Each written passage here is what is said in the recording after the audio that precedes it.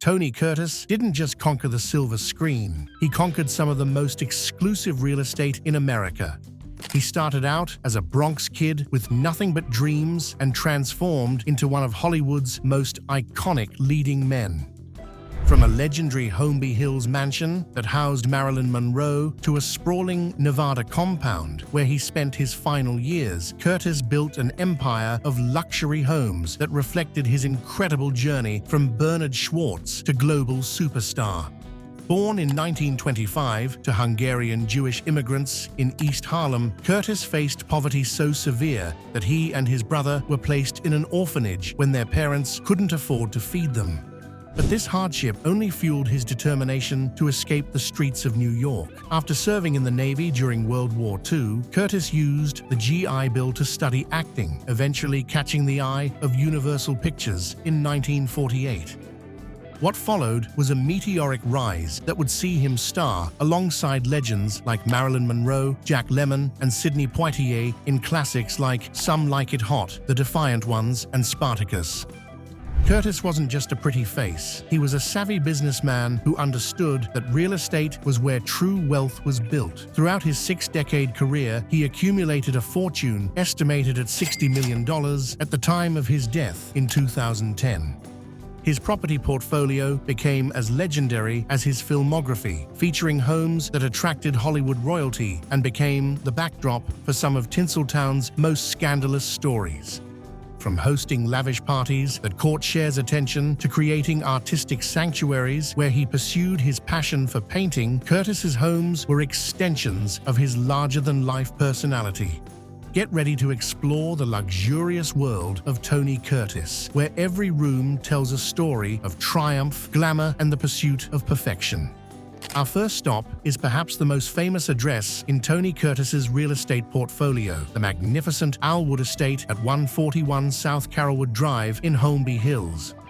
This isn't just any Hollywood mansion. This is a 12,200 square foot Italian Renaissance masterpiece that has been called the crown jewel of Holmby Hills. When Curtis purchased this estate from 20th Century Fox co-founder Joseph Schenck in the 1960s, he was acquiring not just a home, but a piece of Hollywood history. Built in 1936 by renowned architect Robert D. Farquhar, Alwood was the largest and most luxurious house in Los Angeles when it was completed, originally costing $150,000 during the height of the Great Depression. The Tuscan-style mansion sits majestically on what would eventually become a 10-acre estate, featuring 2 stories with 9 bedrooms, 10 full bathrooms, and 5 half-bathrooms. The grandeur begins the moment you approach the property, with its imposing circular driveway leading to a facade that exudes old-world European elegance with ivy-covered walls and Mediterranean-inspired architecture. Step inside and you're immediately struck by the mansion's old-world craftsmanship. The grand foyer features soaring ceilings, intricate carved moldings, and an impressive spiral staircase that serves as the home's centerpiece. Curtis added his own artistic touches throughout the property, including an ornate Italian floral mosaic copied from one of his own paintings that was inlaid in the foyer, a testament to his passion for art that would define his later years. The formal dining room showcases dark wood wall paneling, extravagant crystal chandeliers, and vibrant contemporary art, creating an atmosphere where Hollywood's elite would gather for intimate dinner parties. The mansion's 9 bedrooms each tell their own story, but none more intriguing than the guest quarters where Marilyn Monroe allegedly stayed during her relationship with previous owner Joseph Schenck. The property's entertainment spaces are legendary, featuring multiple fireplaces, a full-size elevator, a private theater, and spacious rooms designed for hosting Hollywood's biggest names. Curtis threw parties here that would become the stuff of legend, including the gathering where Cher first fell in love with the property, a moment that would eventually lead to her purchasing the estate from Curtis with her then-husband Sonny Bono. But Alwood's luxury extends far beyond the main residence. The estate features 2 guardhouses ensuring complete privacy, an Olympic-sized swimming pool with an elaborate pool house where intimate gatherings continued long into the night, fountains scattered throughout the meticulously landscaped grounds, mature fruit trees, and restored formal gardens that rival those of European palaces. A tennis court provided recreation for Curtis and his guests, while the property's location, bordering the exclusive Los Angeles Country Club, added an extra layer of prestige to this already remarkable estate. While Alwood represented Curtis's primary residence during his peak Hollywood years, his retreat in Palm Springs told a different story, one of intimate family life and artistic pursuit. Located in the prestigious Movie Colony neighborhood, Curtis and his first wife, actress Janet Leigh, designed this contemporary California home as their personal sanctuary away from the pressures of Hollywood. This was where they raised their daughters, including future Halloween star Jamie Lee Curtis, in an environment that balanced luxury with family warmth. The Movie Colony had been Hollywood's secret hideaway since the 1930s, where stars from Greta Garbo to Frank Sinatra could escape the media spotlight of Los Angeles.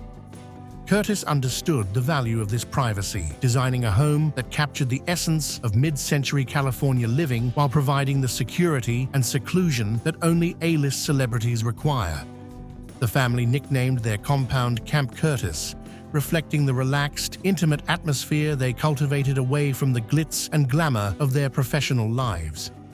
Curtis had a particular connection to this home because he helped design it himself, infusing the architecture with his personal aesthetic vision.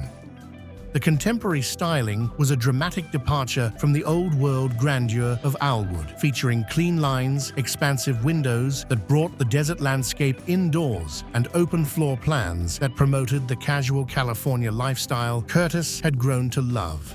The home was built around family living, with spaces designed for both intimate family moments and small gatherings with close friends from the entertainment industry. During their time here in 1959, while Janet was filming Alfred Hitchcock's Psycho, the family used this Palm Springs retreat as their primary residence. The timing was significant. Curtis was at the height of his career, having just completed Some Like It Hot with Marilyn Monroe, and the family needed a place where they could maintain some normalcy amid the chaos of Hollywood stardom. The home provided that sanctuary, with private outdoor spaces where the children could play safely and Curtis could pursue his growing interest in painting and sculpture. The property's location in the Movie Colony meant the Curtis family was surrounded by other entertainment industry legends, creating a unique community where privacy was respected and friendships could flourish away from the public eye. This neighborhood camaraderie would prove influential in Curtis's later decision to focus more on his artistic pursuits, as he was inspired by other creative individuals who had found ways to expand their talents beyond their primary careers. As Curtis entered the later stages of his career and life, he made a surprising decision that would define his final 2 decades. He relocated to Henderson, Nevada, a suburb of Las Vegas. This move wasn't just about taxes or cost of living. It represented Curtis's desire to reinvent himself once again, this time as a serious artist and philanthropist. His Nevada home became the headquarters for this new chapter, featuring not just luxurious living spaces, but also a professional art studio where he could pursue his passion for painting with the same intensity he had once brought to acting. Curtis fell in love with Las Vegas during his frequent visits over the years, drawn to the city's entertainment options, fine dining scene, and the complete contrast it offered to the traffic and chaos of Los Angeles. But more than that, Nevada represented freedom for Curtis, freedom from the expectations and limitations that Hollywood had placed on him, freedom to explore his artistic talents, and freedom to live life on his own terms. The Nevada compound was designed around Curtis's artistic pursuits, featuring a professional-grade art studio where he spent countless hours creating paintings that would eventually be displayed in galleries and museums, including the prestigious Metropolitan Museum of Art in New York. This wasn't a hobby for Curtis. It was a serious second career that brought him immense satisfaction. He claimed Van Gogh, Matisse, Picasso, and Magritte as influences, and his surrealist works gained recognition in the art world completely separate from his film career. But the Henderson property was also home to Curtis's humanitarian efforts with his 6th wife, Jill Vandenberg. Together, they founded the Shiloh Horse Rescue and Sanctuary near Sandy Valley, south of Las Vegas, dedicating themselves to saving horses from slaughterhouses. The compound served as the planning headquarters for these rescue operations, reflecting Curtis's deep compassion for animals and his desire to use his wealth and fame for meaningful causes beyond entertainment.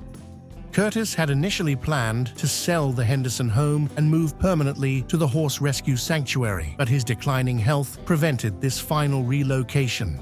The property remained his primary residence until his death in September 2010, serving as both a creative workshop and a peaceful retreat where he could reflect on an extraordinary life and career. Throughout his long and successful career, Tony Curtis maintained several other significant properties that reflected different aspects of his personality and lifestyle. His early Hollywood home on Folkestone Lane in Los Angeles, though no longer standing today, was where he first established himself as a serious actor in the 1950s. This property represented his initial success and his transition from struggling newcomer to established star, serving as a launching pad for the incredible success that would follow. Curtis was particularly drawn to properties that offered both luxury and privacy, understanding that his celebrity status required homes that could provide sanctuary from the constant attention of fans and media. His real estate choices consistently demonstrated his sophisticated taste and business acumen, as each property he purchased appreciated significantly in value over time. He understood that great homes in prime locations were not just places to live, but investments that would contribute to his long-term financial security. Curtis's approach to real estate was influenced by his childhood experiences of poverty and instability. Having grown up in orphanages and struggled with financial hardship, he understood the psychological importance of owning beautiful, secure homes where he could control his environment and provide stability for his family. Even his choice to spend his final years in Nevada rather than maintaining his California properties reflected his practical nature and his desire to maximize his financial resources while pursuing his passions. The lower cost of living in Nevada allowed him to maintain a luxurious lifestyle while dedicating more resources to his art and philanthropic activities, proving that Curtis remained a shrewd businessman even in his later years. What makes Curtis's story so compelling is how his homes evolved along with his own personal growth. He didn't just buy expensive properties to show off his wealth. He chose homes that supported his goals, whether that was establishing himself as a serious actor, providing a stable environment for his family, or creating space for his artistic pursuits. This thoughtful approach to real estate helped him build a $60 million fortune while maintaining the lifestyle he had always dreamed of achieving. Curtis's properties also became gathering places for Hollywood legends, hosting parties and creating memories that became part of entertainment industry lore. From Cher falling in love with Alwood at one of his parties to Marilyn Monroe's connections to the estate's history, these homes were more than just residences. They were stages where some of Hollywood's most fascinating stories unfolded. The fact that Alwood recently sold for $88 million proves that Curtis's eye for prime real estate was as sharp as his acting instincts. Perhaps most importantly, Curtis's homes demonstrate that success isn't just about achieving your dreams, it's about continuing to dream new dreams. His transition from movie star to serious artist, supported by his carefully chosen Nevada compound, shows that reinvention is possible at any stage of life. Even in his 80s, Curtis was still pursuing new passions and creating meaningful work, proving that the same determination that took him from the Bronx to Beverly Hills could continue driving him toward new achievements. If you enjoyed this intimate look at Tony Curtis's incredible homes, make sure to hit that like button and subscribe to our channel. Let us know in the comments which Curtis property you'd most like to visit, and don't forget to ring that notification bell so you never miss our latest home tours.